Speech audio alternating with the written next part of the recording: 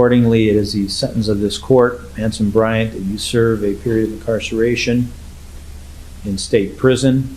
Court hereby terminates your post-release control, and I am imposing the balance through November 15th of 2020.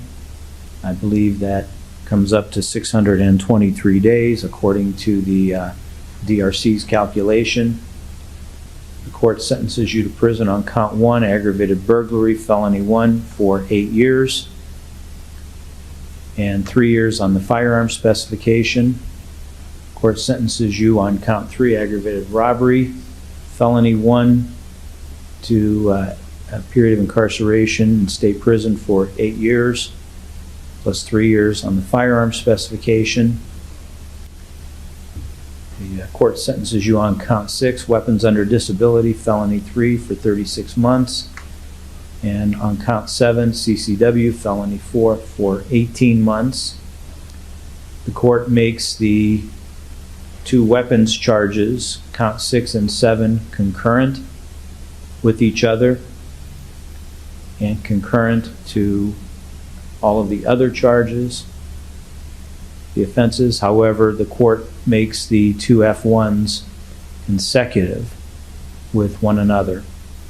And therefore, the order of serving your prison time would be PRC time first, followed by the gun spec on count 1, followed by the gun spec on count 3, followed by count 1, followed by count 2, for a total of 22 years with credit for 231 days. The court determines that you have or will have the ability to pay restitution. Fuck your courtroom, you racist ass bitch! Fuck your courtroom, man! You racist as fuck! You racist as fuck! Nigga, 22 fucking years! You racist ass bitch!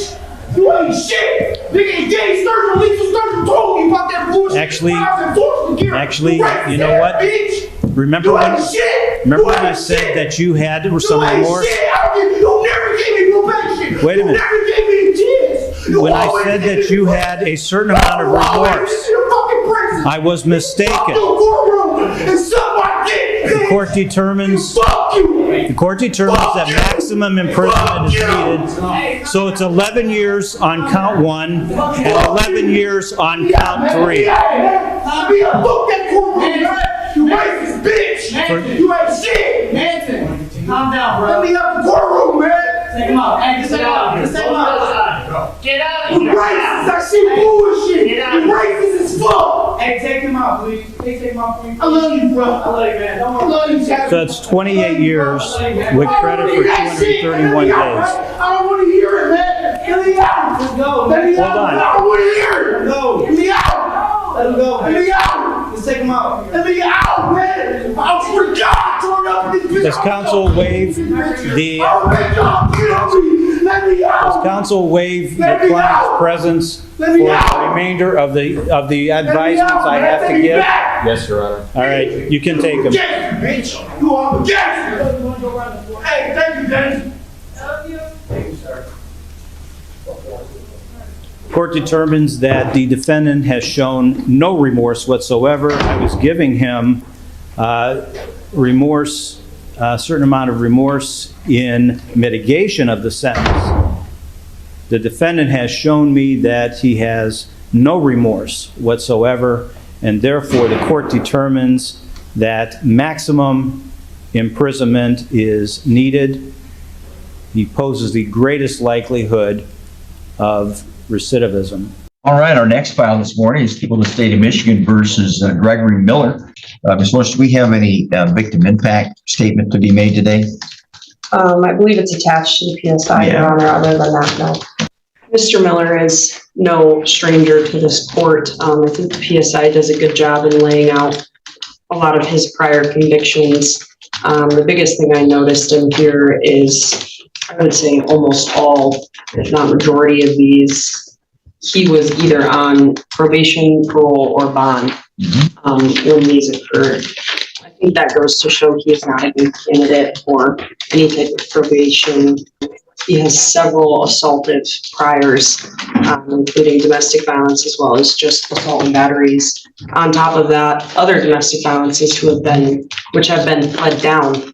He's not done well on probation in the past. He has several violations ranging from, which I think goes to show that the recommendation is appropriate in this case. Other than his prior convictions, I would just like to focus the court on the victim impact statement.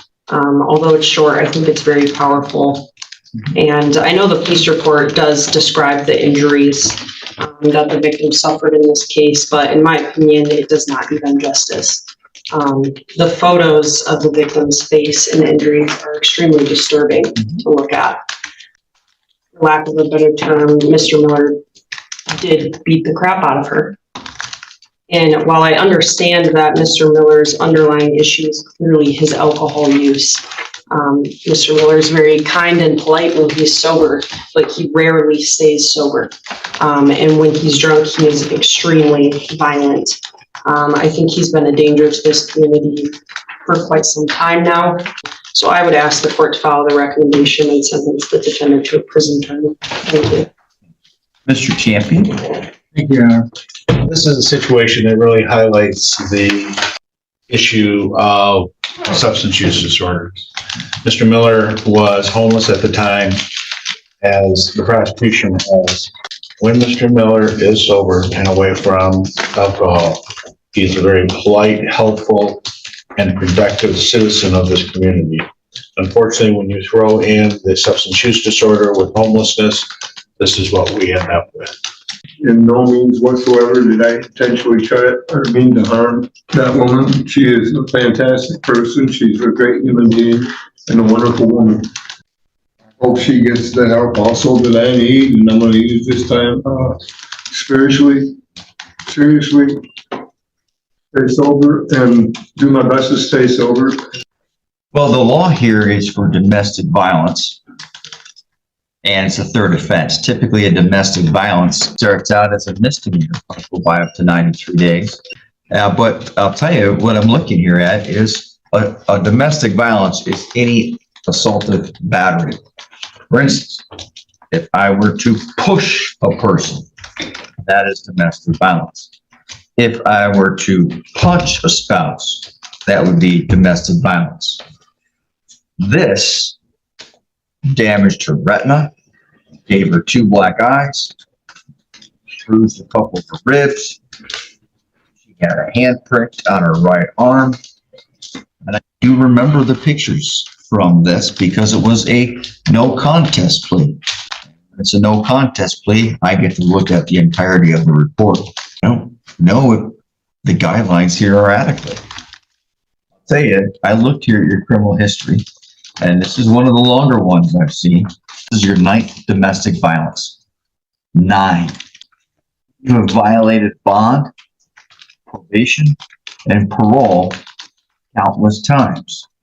So, bond supervision doesn't work, probation supervision doesn't work, parole supervision doesn't work, going in and out of prison and jails hasn't worked. And at your age, and I'm going to say this, and I don't know how to say it other than just being honest, you have led a life, and this is what I wrote down, a life of boozing and drugs since I was 8 years old. In fact, since you were 9 years old. You and I are roughly the same age. We're only a year and a half apart. So I look at this and I'm just say it, and here's another thing I wrote down. You are a public drunk, right? Disorderly persons drinking, drunk all the time in public, and nothing has worked. It's just your criminal history. There are 40 entries. And yes, I know some were dismissed, but 40 entries. You didn't pay for child support. I noticed this one, when you're on probation for failing to pay support, you're arrested on new domestic violence charges. So you drink, you're drunk, and you beat up people. So you got a heck of a benefit. by the prosecutor's office, and I 100% believe they probably spoke to the victim. They got her permission, enter this plea. Wow. 14 to 58 months. I could have given you up to 5 years, but they brought it way down. Well, these guidelines are inadequate. I don't have to find substantial and compelling reasons to exceed them. I just have to now by law find that it's reasonable. And your prior history, I can't imagine any human being looking at this prior criminal history and think what my sentence is going to be is unreasonable. It's a life of drinking and beating up people. And I wrote down here, you are a danger to women. And there's no reason to think you're not going to get back out and do the same thing, because it is all you have done for a long time. So, well, I'm going to get this $68 state minimum fee, $130 crime victims rate fund fee.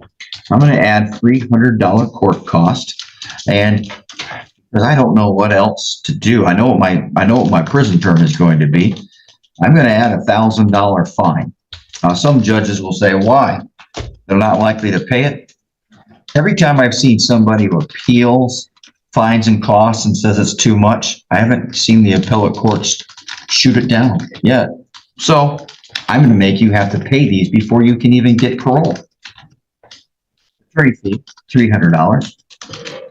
No supervision fee. There's no DNA fee, nothing like that. And I'm going to sentence you to 36 to 60 months. I find that that's not only proportionate and reasonable,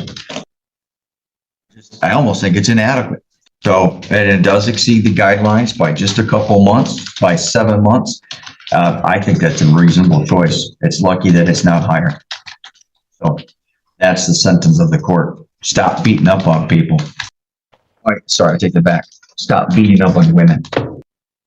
Alcohol daily, marijuana, and methamphetamine weekly. Yeah, let's hope you decide to stop doing it. And let's hope you decide to stop doing it. And you've also have been through domestic violence prevention, substance abuse treatment programs, advanced substance abuse treatment programs, and Catholic Human Services.